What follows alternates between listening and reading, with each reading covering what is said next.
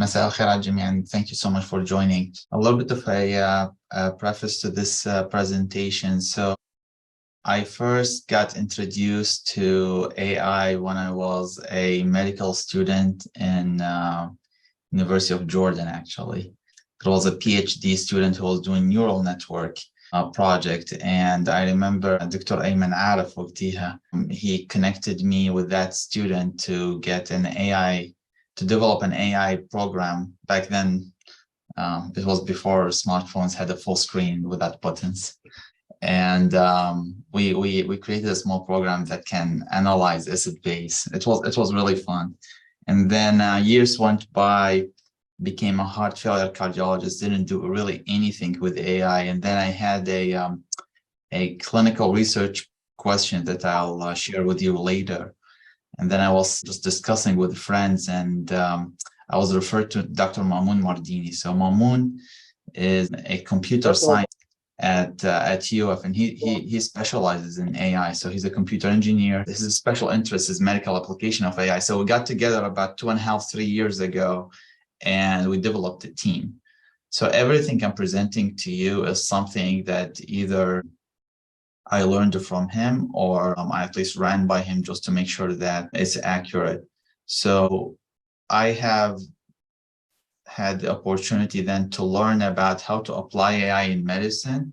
And then Mamoun also enjoys learning what medicine needs, and and how we can modify the computer side of things. So today I'm not going to teach you anything about medicine or cardiology or shock necessarily. What I'm hoping to share with you is how you have a clinical question or need, how to apply AI in this realm.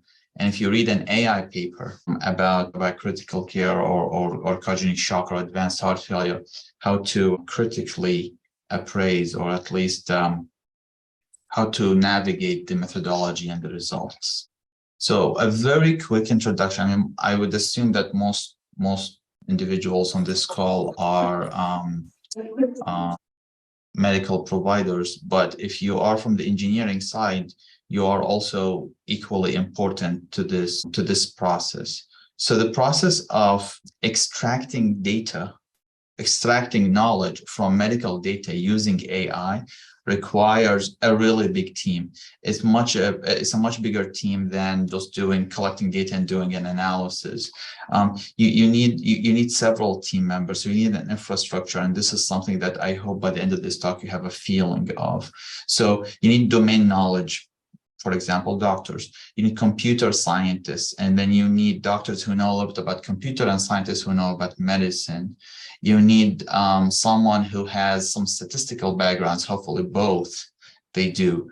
You need specific expertise in machine learning and machine learning applications in medicine. And then you need really solid research foundation. So this is what we're hoping to build, and many major institutions around the world are in different stages of building teams that incorporate all of these specialties to target one or two conditions. So within one institution, you may find different teams just like this, or a disease condition AI lab. And so you probably have heard this or thought about it, right? Will machines replace doctors at some point? This is the and there are a lot of review articles about this question, but this is a quote that I think probably resembles the actual reality the most, which is, machines will not replace physicians, but physicians who know AI, who use AI, will probably soon replace those who do not.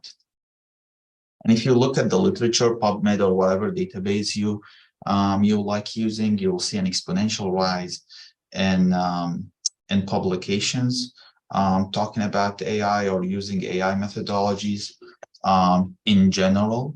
Now, a lot of these publications are review articles, but still original papers are on the rise, and I can tell you it has continued to increase. Now, cardiology is actually not the most common medical subspecialty to adopt AI. Radiology, neurology, oncology, and pathology They actually a little bit ahead of cardiology, and then surgery are up there for a reason, which is, those specialties, they have generally larger databases than cardiology, and available for AI to analyze. And AI requires large databases. I'll show you some more data about that later. So this is a busy figure that I would like to spend a couple of minutes dissecting with you, and I will come back to it. So hopefully, and this is more of a framework of this talk. So how can AI help us, right? So AI can help us, if you start from the bottom, in several ways. And I always would encourage you to not target just using AI. So I would not, usually what happens is a group of individuals trying to establish a new research track. They say, okay, let's just figure out how to use AI in medicine. I would actually figure out first, what's your goal? What's the question you want to get answered? And then see if AI can help you with it, not the other way around. And so AI can help us automate diagnosis, right? So that is, we're not there yet, but for certain specific conditions, maybe, and always have to be verified by a physician or a provider. And then continuous remote monitoring, this is pretty common, right? Like for example, your smartwatch can recognize when you have tachycardia or become hypoxic if you're using one. Improve decision making, so it can summarize evidence for us, for patients maybe, really quickly. Treatment selection, because it can digest multimodality data from different sources. Precision medicine is something that is, I think, is the most promised, and where AI can really make the biggest change. And this is actually our research is in, which is, patients are not the same. So two shock patients, one that has had heart failure for 10 years, a dilated LV, versus someone who has had a normal heart and just had an acute STEMI 48 hours ago. They're very different patients. But with the current paradigm of how we manage cardiogenic shock, we really treat them very similarly just by, their hemodynamics and so forth. And so I think there is a lot to be added by AI here, and then obviously reduce cost. So if you can do something efficiently and quickly, then that by itself would reduce cost. Now, if you start from the other end, to reach these goals, the first thing you need is big data. You cannot really the machine. To use AI, you need to teach the machine. So it's machine learning, right? Some type of a machine learning. So machines to learn, they need big data. Humans to learn, they need years. And machines, they need thousands or hundreds of thousands of data to learn from. And the data can be anything. So they can be imaging, CT, MRI, nuclear tests, echoes,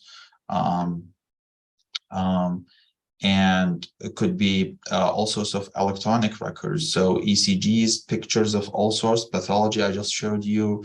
That's why radiology is big to adopt AI. And then you have genetics. You have now lifestyle data. So, can get data from somebody's pacemaker, how much they move, from somebody's, smartwatch, and so forth, and so on. So once you get that big data, then you need to make sure that you're able to gather this data from several sources. So that's another big problem. And this is worldwide, really, wherever you are, that will still be a problem.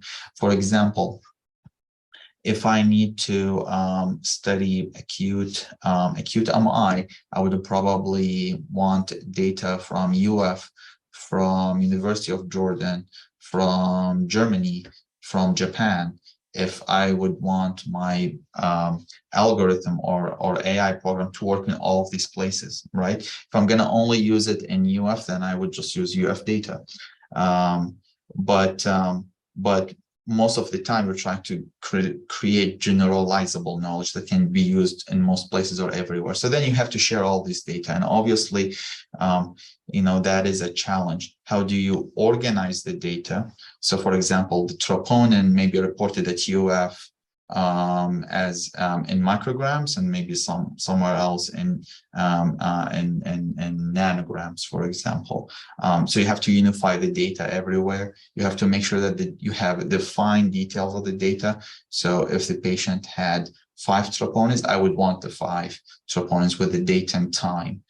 So as much granular data as possible, that's really important. And the other thing is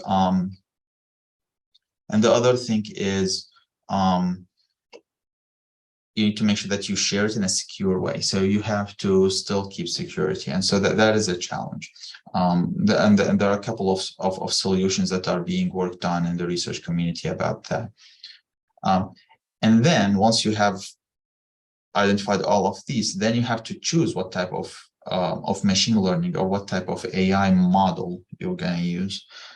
So there are several models. I'm going to try to introduce some new terms, maybe, especially to medical professionals that I had to learn the past 2 years. And so a model is where you develop a program or an algorithm that you keep working on. This is like the brain of the computer that you're trying to create. And so there are several ways to develop any of these models. And this is the types of learning. So you can do supervised learning to the machine, unsupervised, or reinforcement learning. I'll go into each one of these aspects throughout this presentation. So artificial intelligence is a big umbrella now. Machine learning is a sub-umbrella of artificial intelligence. So the easiest example to think about, anything that's automated really, that can mimic human behavior, counts as AI. But machine learning specifically is when you get to teach the computer, program the computer iteratively over and over and over again to do something. So, if you have ever played chess on computer, that is a type of machine learning, right? And so, and I told you that I engaged with some of that, as a medical student here. So this is not a really new technology. There is a newer type of a more sophisticated machine learning called deep learning. And deep learning has few characteristics, is more advanced, so it can think. It can solve more complex problems. It can start doing high-level things. So instead of following an algorithm, yes and no, it can look at pictures and recognize patterns in pictures. The problem with deep learning is it's expensive, also in time and effort.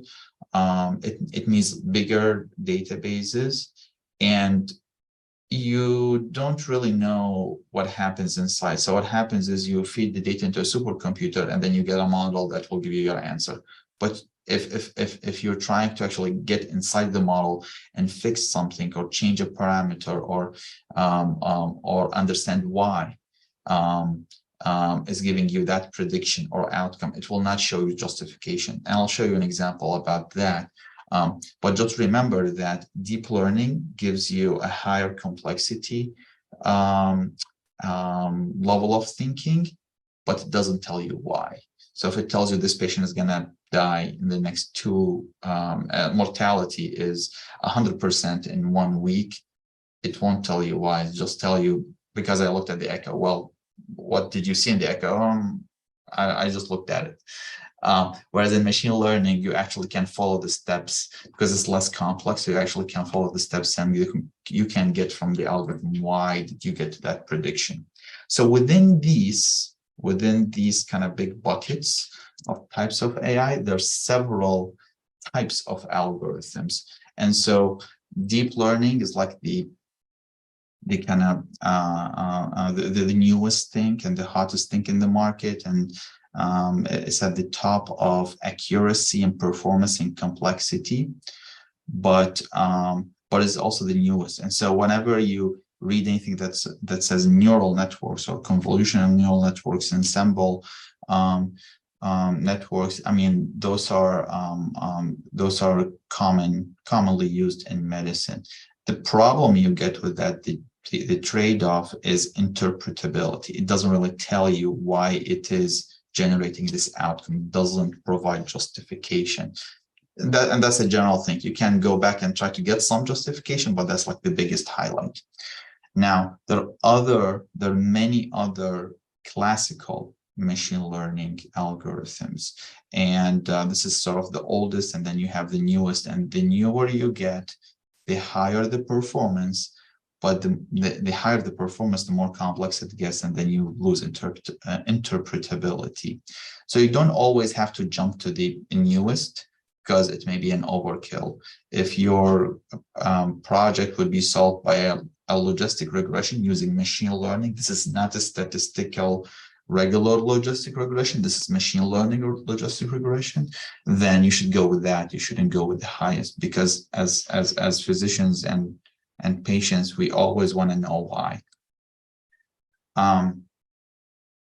So types of machine learning. So types of machine teaching, if you want to call it. So how do you teach the machine? So you can teach the machine in several ways. There's something called supervised learning, where, for example, if you want to use an analogy of apples, you can take pictures of apples and label each picture an apple, and then load all of these into the computer. So then the algorithm will be developed. And so when you give the model an apple, it will tell you, oh, I know, I have seen 1,000 apples before. This looks just like them. So this is called supervised learning. Unsupervised learning is you don't label anything. You just give the computer a bunch of images, no labels. You don't do anything with it, unmodified pictures. And then the computer will try to group them. So it will group all the pictures that are similar together. And this is actually very useful. Sometimes we just don't know why something happens, and we want the computer to help us recognize patterns that we don't know about. For example, we may not know why somebody may have AFib for 10 years and never get a stroke, but somebody can get an AFib for a day and then get a stroke. And so I can load a bunch of clinical data into a machine and ask the machine to tell me what are the predictors, how are these two populations different. And so it may say, okay, I found that patients who had a stroke, they tend to have more females. I don't know why, this is just what I found. So this is unsupervised learning. And there are combinations of both. Now, reinforcement learning is where you have a very complex loop where the machine will do an action. For example, if this is like the machine learning or the doctor using machine learning, and this is the patient, then you provide a treatment, and so to the disease, and then you get a feedback loop. So if the treatment worked, the state improved. So that's a reward. So the machine will keep saying, okay, keep doing the same. If you provided the treatment, a different treatment, and then the disease got worse, and this is a negative feedback, and the machine will learn not to do that again. That's very rarely used in medicine because we don't like trial and error with medicines. So this is very rarely used. It's more used in robotics.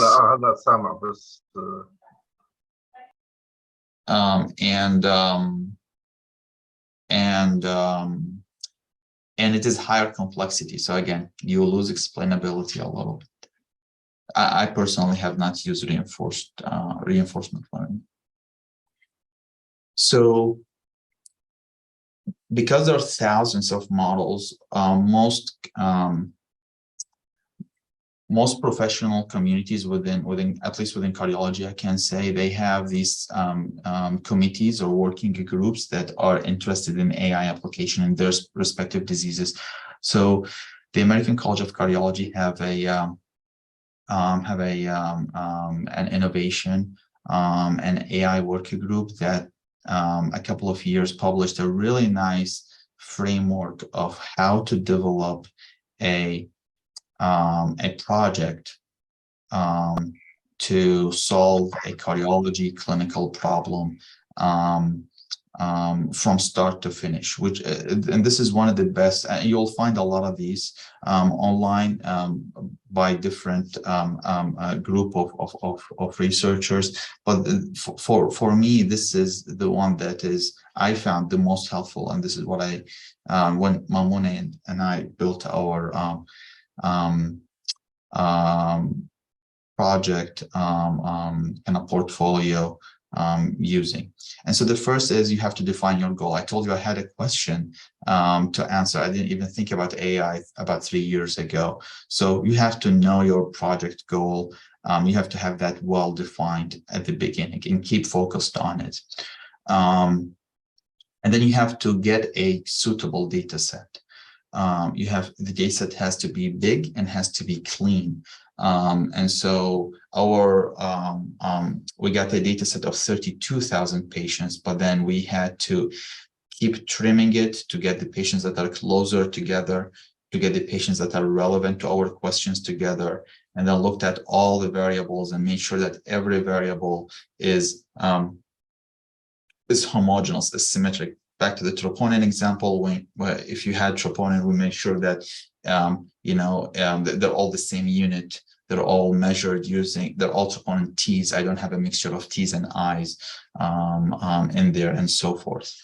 And then data description and visualization. You always have to start with some sort of a statistical analysis just to understand your data, know what's common and what's not common, and maybe there you can just find an answer to your question with regular statistics, and you don't need to do all of the complex AI stuff. And I'll show you a little bit of an example about that. So once you've done all of these, understand your database, understand your question, then you first start, then you go into how to build the model. So you first have to split your data set into training, testing, and validation. And what that means is you have to, let's say that you have 100 patients, maybe use 60 or 70 to train the computer for the computer to start learning on. And you can use maybe 10 or 20 to test the data. So to test the model. So the initial model that you developed, you tested, the performance may or may not be the best. And so you use these test results to adjust your model up and down, or maybe try a different model. And so once you're done and you have a model that you're happy with, then you go to the validation subset. You can and then test the accuracy of this model, and then you can have internal validation, a subset from your same cohort that you have saved for that, or you can do cross validation where you kind of shuffle your same data and take random samples from it, or you can use an external validation, which is the gold standard. And once you get there, then you get to generalization. So the example that I gave you, then once I've developed that, then I can recommend maybe using my model, in Asia or in Japan or somewhere else. But you have to include some patients from those. And then there's several methods of reporting those outcomes. We're not going to go into deep details in that, but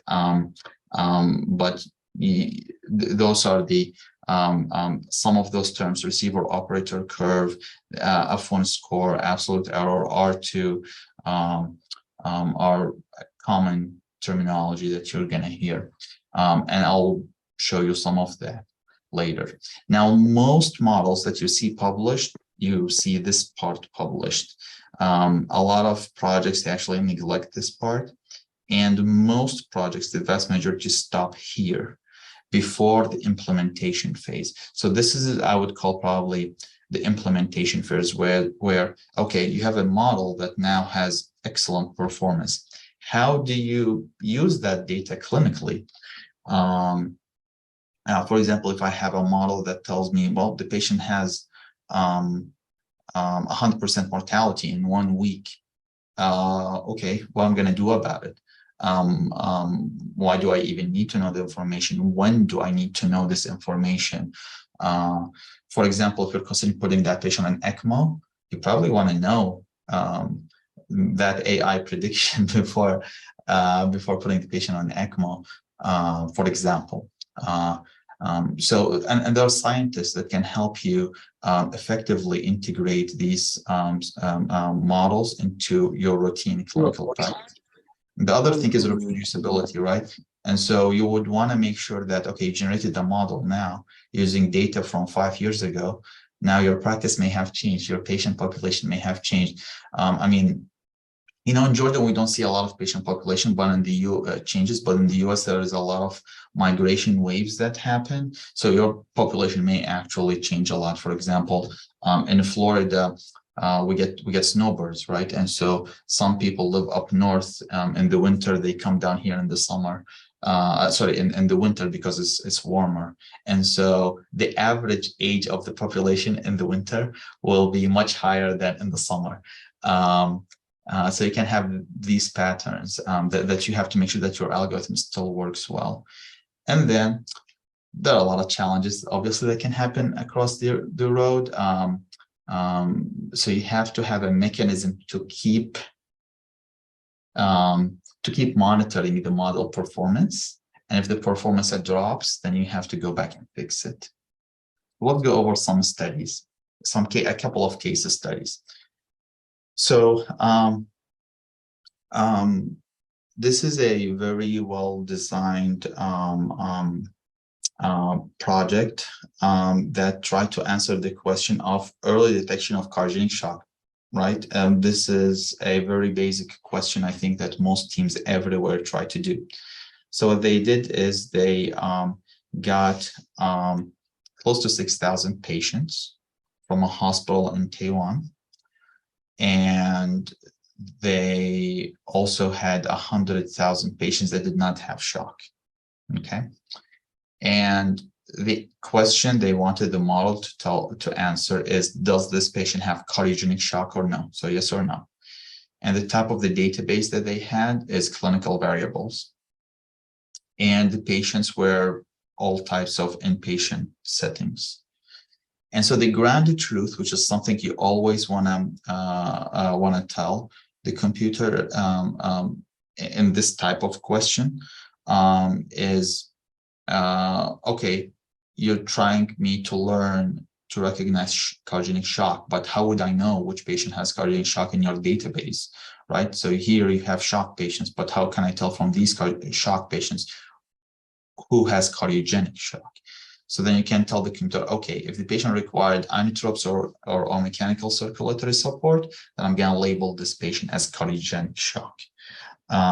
So that grounded truth is very important, because if that is not solid, the computer would learn using wrong data, which is a problem.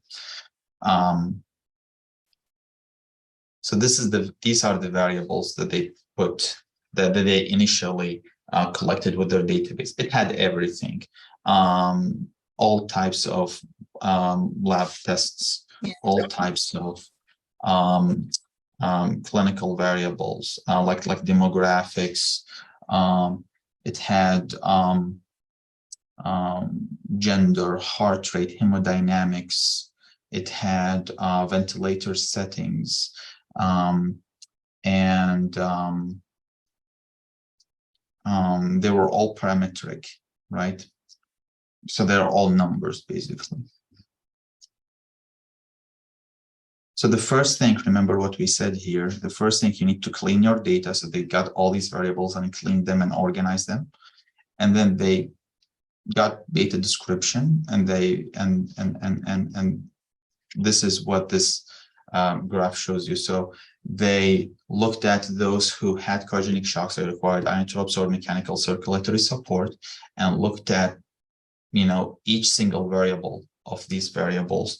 What is the association between that single variable and the outcome? So age in years was a high predictor, gender, troponin, and so forth. And those make sense, right? For example, bicarb, right? If the bicarb is low, then the patient is acidotic. The patient may have high lactate. That's a poor prognosticator, and so forth, right? If the patient is tachycardic, that tells you the patient has more chance to have cardiogenic shock. And so they piled not all variables, right? The variables that were most associated with the outcome. They then divided those variables and trained a machine learning model on it. And so what they did first is they split their data set into training, validation, and testing. And people can call, can use validation tests as the one they modify the training on, and then they validate on the testing. So they sometimes use these interchangeably, I have seen. The most common way is to do a training, fine-tune using the testing data set, and the validation is the final step. But in any way, they got all of these variables arranged or homogenized, cleared, organized for each patient. And then they divided their entire data set that included shock patients and non-shock patients together. And then they divided it about 60%, 20%, 20%, roughly. And when they looked at this data set, they figured that because all of these are numbers, the numbers were measured at different time points. For example, heart rate was reported at hour 1, hour 2, hour 3, hour 4, hour 5, all the way till 12 hours. So I told you need big data. So what they did to augment their data, they treated each time point as a separate patient. So all of a sudden, your 68,000 became 820,000. It became 12 times larger database, okay? So from all of these records, patients who truly had cardiogenic shock specifically, were these. So you ended up with closer to 5,000 patients who had cardiogenic shock to train the model on. So in the entire cohort, cardiogenic shock was about 3% of the population. And this is a little bit of a limitation to this database that will show up later. I'll show you how. So they created their model using classic machine learning, XGBoost. XGBoost is one of the most commonly used classical machine learning. It's not deep learning, so it is explainable. It's regular machine learning, but it's versatile. It can handle missing data. You can throw in all types of variables in there. So it's actually one of the most commonly used ones, and it takes less time to program. And so if you look at all patients, this is what they used for the validation, or they called in this publication the test data set. So these 23,000 patients, these are all the patients, and the computer figured that the prevalence of the disease is about 4% of cardiogenic shock. And when they the accuracy of the model prediction of cardiogenic shock compared to what the gold standard or the grounded truth was 0.87. So this is the area under the curve of the receiver or operator curve. So I'll show you what that is in a minute. But if this is 1, then the computer was accurate 100 of the times.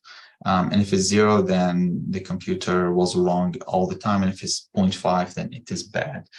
It is like a flip of a coin. So more than 0.8 in general of area under the curve is considered good.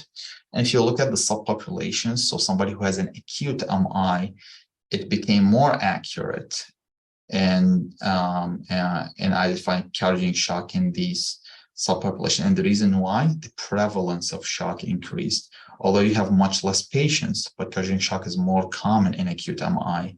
And so if it tells you the patient has an acute MI, if it tells you the patient has cardiogenic shock and the patient already has history of acute MI, chances are the patient has history of acute MI. So the problem is in the area under the precision recall curve. So how is that different? This is again back to the prevalence. So first look at this left graph. So this is 1 minus specificity and sensitivity. So this is the receiver operator curve of, any scoring system, even regular statistics. You will see any really test or diagnostic method, you will see probably something like this, or a variant of this type of curve that ties the specificity and the sensitivity in one graph. And the area under this graph is the area under the receiver operator curve, or the C statistic. Now, if the disease has high prevalence, then the receiver operator curve may get a little bit less, just because your specificity may get less.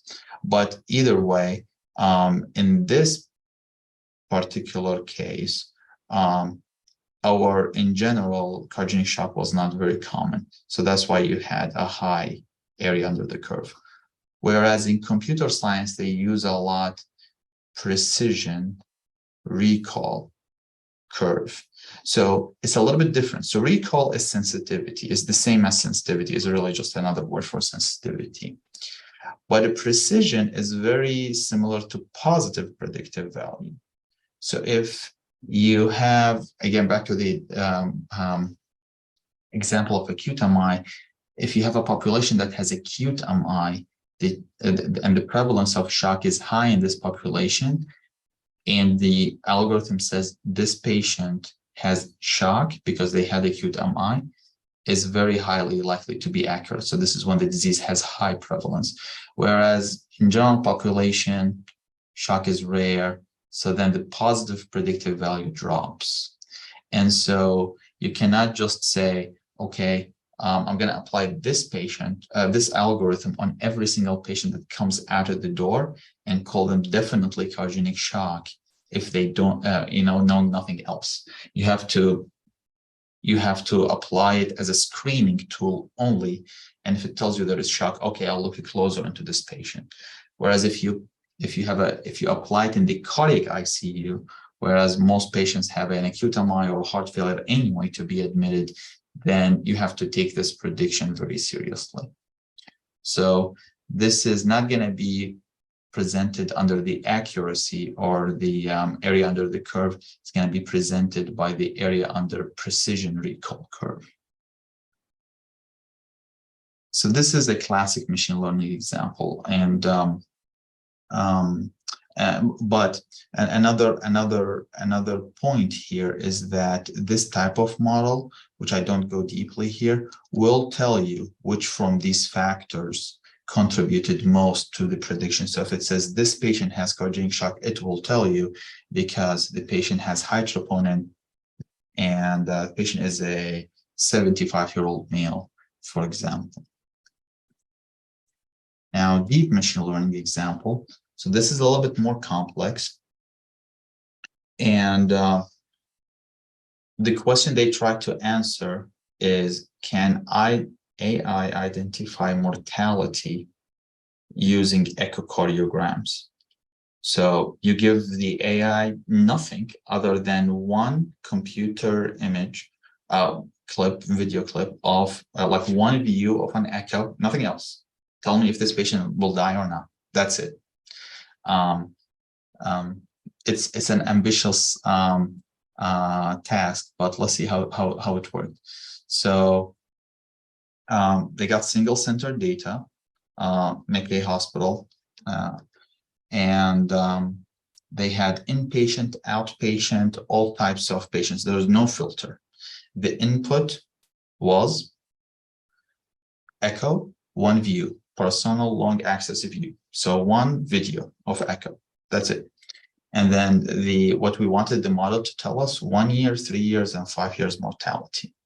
So they had 6,000 echoes from 3,000 patients. And the grounded truth was follow-up. So basically, the grounded truth, how can you tell, okay, if the model tells you this patient is likely to die in 3 years, well, you have follow-up and you know what happened to the patient in 3 years. So that reference, if you will, is the grounded truth. So that is solid. So the goal is to do something called computer vision, to have the vision look at an echo that is not interpreted in any way, not marked, just raw echo image and tell things from it. So this is called computer vision. And for that, you need deep learning. Machine learning, classic machine learning cannot do it. You have to use deep learning. And well, now, before investing into this deep learning, infrastructure, that's again going to take a lot of resources, and you lose interpretability. So if it looks at that echo and tells you this patient is going to die, you don't know why. Before going to that route, you have to have some sort of an assessment of traditional methods. Can traditional statistics of clinical data tell you? That's as simple, that is easy to do, that's cheaper to do. So they did look at that. So those 3,000 patients, they also had clinical data collected for them, and they used a validated regular traditional statistics score called MAGIC to assess their mortality. So that's one comparator arm. And another arm, why not use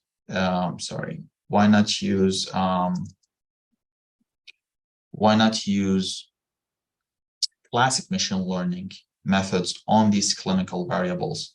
Because then we get interpretability, we get explanations. And is that good enough? So they did use cat boost model, kind of similar to XGBoost, with a little bit of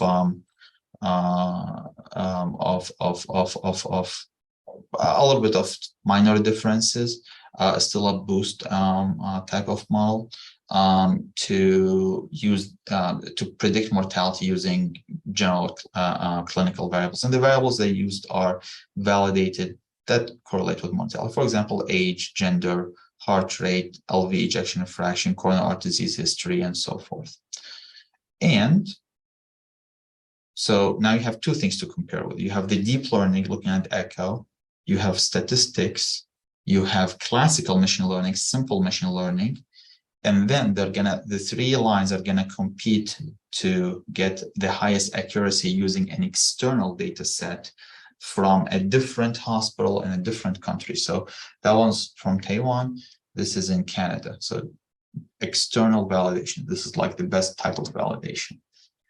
So this is what it looked like. So these are three patients who happened to die within 5 years follow-up. And these are three patients, three echoes from patients who were still alive at 5 years follow-up. You and I probably, for those who are familiar with echoes, can kind of recognize even from these still images that there's something wrong with these images. For example, here, the atrium is pretty dilated. The heart is thickened. The aortic valve is pretty thick. Same thing here. Something is wrong with that aortic valve. You may have wall motion abnormality here. The wall is a little bit irregular. Same for this patient. This atrium is pretty dilated. This the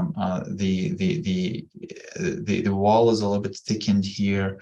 The muscle is thickened compared to the cavity. Whereas these echoes, they look just like normal. The atrium is not dilated. The valves look nice and thin. But the computer will not tell you any of that. So when they trained the model, they just put these images unlabeled in the model, and the model then figured that for some reason, these areas that are highlighted more in the orange light are important to the prediction. Doesn't really tell you why. For example, the RV here, it figured that something in the RVOT is important to the outcome, which makes clinical sense, but it will not tell you RV failure or anything like that. It will just tell you, look at these few pixels, and these few pixels correlate with mortality. And these are the results. Mohammed, did they only analyze still images or live videos? No, they analyzed videos. I just don't have the videos to show you. So I just used still images. But no, it was video clips. So that's exactly important, because a clip may include 30 or 40 frames. So then for each patient, you have then 30 or 40 frames for the computer to learn on. So you have 40 frames times 6,000 echoes. So you have 40 times 6,000. So you have, I think, a lot of frames to correlate with the outcome. But this is a great point. So first, let's look at the outcomes. So this is the grounded truth.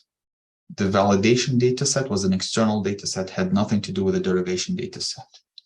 And so this is the Canadian data compared to the Mackay Taiwan data. So Canadian population had lower survival, just generally, compared to the Canadian population at 1, 3, and 4 years. Okay, so the population is different. And these are the 3 models that they generated. So the CAT boost in blue is the classic machine learning. The ResNet, this is the deep learning that they used, the echo images for. And the MAGIC is the regular statistics score. And it's clear that at 1, 3, and 5 years, the deep learning did well, definitely better than the classic machine learning. So we probably should not be using classic machine learning. But compared to the regular statistics score that you can just do in, a minute and get a result, I mean, hey, at 1 year, it performed the same. This is the area under the receiver operator curve. At 3 years, the deep learning was a little bit better, but is that clinically significant? And at 5 years, it was a little bit the same. Now, mind you, for the deep learning, you did not get explanation, but you only use 1 clip. You did not have to collect any other data. So it depends on your setting and what you're trying to do. For example, if you're screening an athlete, out in, all high school athletes, it's going to take a lot to collect all their data, but you can actually get like in 30 seconds an image, put it in a computer, and the computer will tell you if it's normal or not. For example, it's just like throwing a scenario there. But for our patients that are inpatient, we all know their age and we all know these factors for them in general. And so we may not need to use that deep learning. So always make sure that, you compare it to regular statistics and know if you really need machine learning. And this is to recap. So classic machine learning offers explainability, is a little bit simpler. It's more trusted by physicians, right? Because if I know why, then I would trust that explanation more, that result more. If I don't know why, then it becomes a little bit difficult to trust and validate, right? But deep learning can definitely help us with complex tasks. And then external validation is great. And so the other thing is overfitting principle, right? Because machine learning, deep learning is very, very, very, very good at giving you a result, it may generate a model that only specifically works for this subpopulation. For example, if you have 100 patients only to train the model on, then it will create a very long equation to predict every single positive person out of these 100 patients. But if you then bring 100 patients from a different hospital or a different community, then it may actually not work. So that's why the biggest the sample is, the less overfitting you get. But that's a problem that's actually more in deep learning than classical machine learning. So that's why you need also, a bigger data set. And when you do validation, then you uncover your overfitting problem. The rest of the presentation is a little bit less technical. So, I mentioned to you before, within cardiology is a little bit behind compared to radiology and surgery and pathology in adopting AI. And so within cardiology, most of the AI applications happen in atherosclerosis, arrhythmia realm, just because we have big databases on atherosclerosis. You have, Danish database, you have the MESA database, you have US Biobank and so forth. And those databases, they have big imaging data sets. And so you have big data, much easier to apply AI. Whereas in congenital heart disease, for example, you don't have too many patients. Although we have way more questions to ask for congenital heart disease, just because it's a difficult disease to navigate all around. We don't have that many patients. So then AI is less capable in this covered population. For AI to work, you need to collect data. So there's this principle of Internet of Things. So, we do physical examination. The computer cannot do physical examination. So the more data you collect about the patient, and the more you can put into those algorithms for them to work, to learn. And become more accurate. So, for example, if I try to assess outcomes of transplantation, I may get data about patient mobility, and if I know that the patient has not gotten off bed for 3 months, then they are frail, deconditioned, probably. So that's a poor prognosticator. And if the computer can learn that from a sensor in the patient's bed, then that can be very valuable. So this Internet of Things is something that is becoming more and more common in healthcare systems to allow for AIs to work. And this is what I told you about data sharing that is secure. So what an ideal database to develop that enables AI is where you can combine different sources of data, sensors, imaging, medications, doctor notes, monitors, lab values, etc. For each patient, de-identify them, keep the key hidden away to avoid to maintain security, and then create the blocks of patients. Then you can share securely between institutions. And so instead of sharing patient charts, you're sharing in blocks of de-identified, clean, organized, ready to be analyzed data. And their companies now, they actually collect 4, 5, 6 million patient data records from different hospitals. And then you go to them, you say, hey, I want to look at this population. This is my question. They run the AI for you. You pay them a fee, and then you get your AI model. So this is something that's becoming more common. Our question when I started was, my question was, if I need to bridge a patient to heart transplant, some patient who has cardiogenic shock, I need to get them to transplant. They need to be stabilized during that period. What mechanical circulatory support I'm going to use? And the way we now do it is by escalating supports, right? So you use a balloon pump didn't work, use an impella didn't work, you use tandem heart or ECMO or something like that, right? So you're not going to jump to ECMO before trying something else unless the patient is truly crashing. But clinically, we kind of have a prediction of most patients who will eventually require ECMO or require an LVAD. So why not? So then why not use machine learning to learn this? We have thousands of patients and we have data on them. So UNOS is the our transplant organizational body across the United States. So everyone who gets to transplant, they go through UNOS. So it has records of all transplants since 1987. And so we got their data, and then we tried to develop a machine learning model using this scheme to answer this question. So we went through this, and now we're in this phase of building the model. We have a couple of grants pending about it. And one of the early data analyses we found is that patients who we looked at all of these patients and tried to see who is sicker than who without in an unsupervised learning way. So we didn't tell the computer anything about the outcome. We just said, okay, these are 30,000 patients. Can you tell who is sick, who's not from the beginning without any grounded truth, without any supervision?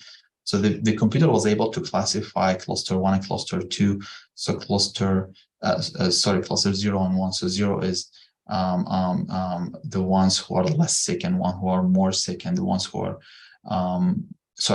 0 is the one who are sick, and 1 is the ones that are actually a little bit healthier. So you can see that their filling pressures are higher. So their CVP is higher, their mean PA pressure is higher, and they're actually younger.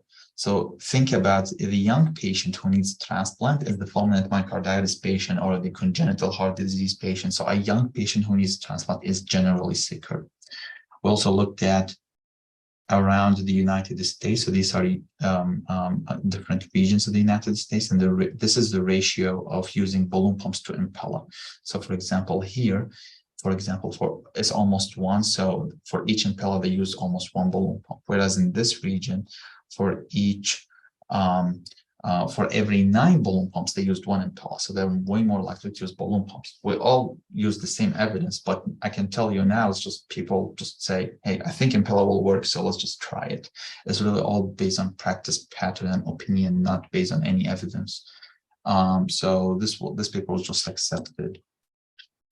And so just like what they did in the other study, we tried to classify all of these variables into what predicts mortality and what predicts survival till transplant for those who had impella and who had balloon pumps. And this is a SHAP value and a SHAP figure.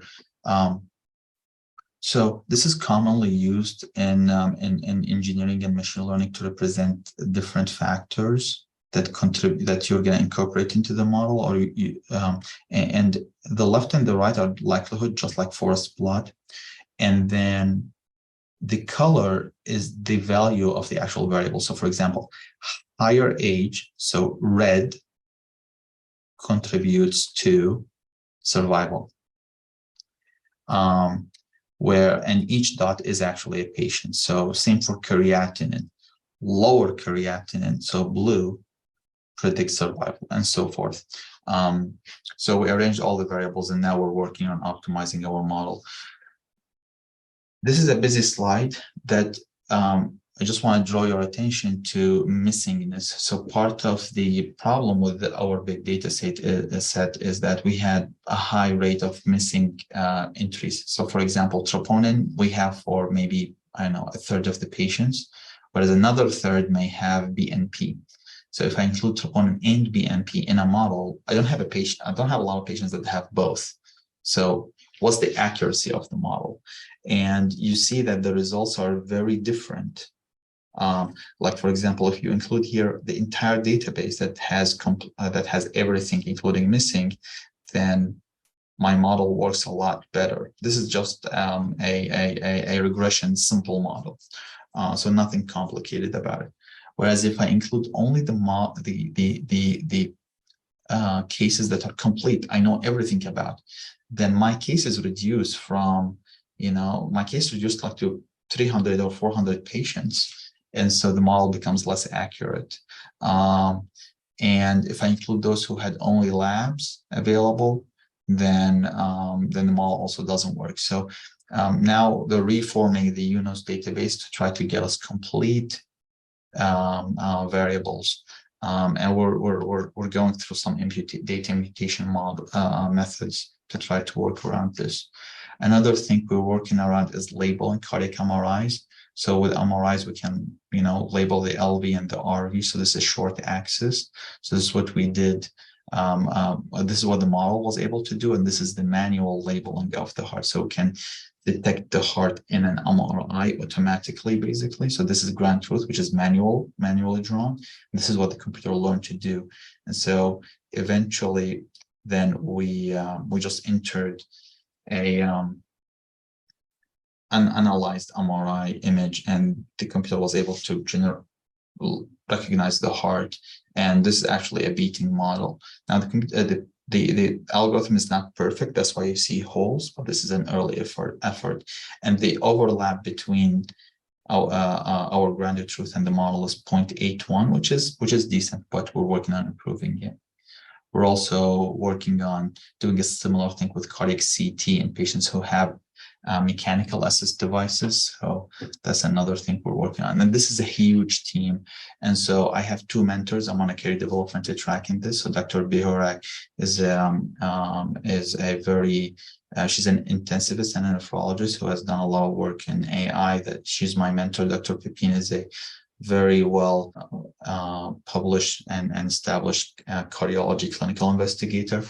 And this is also work across the 3 labs within the Intelligent Critical Care Center at UF. Mamoun and I, work every week in some way on this. And we have a big team that have specific specialties that contribute to our work.